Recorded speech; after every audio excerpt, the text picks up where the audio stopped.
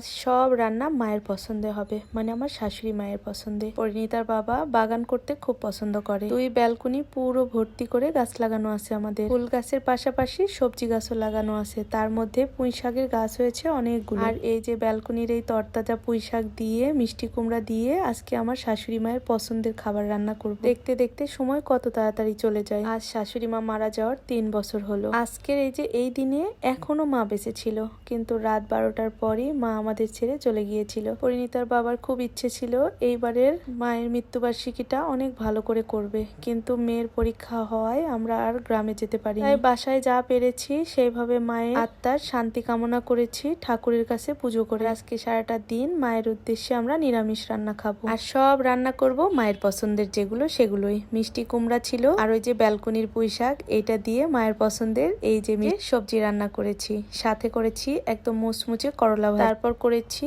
ফুলকপি আলু দিয়ে একটা রসা। আর এই প্রতিটা খাবারই মায়ের খুব বেশি পছন্দের ছিল।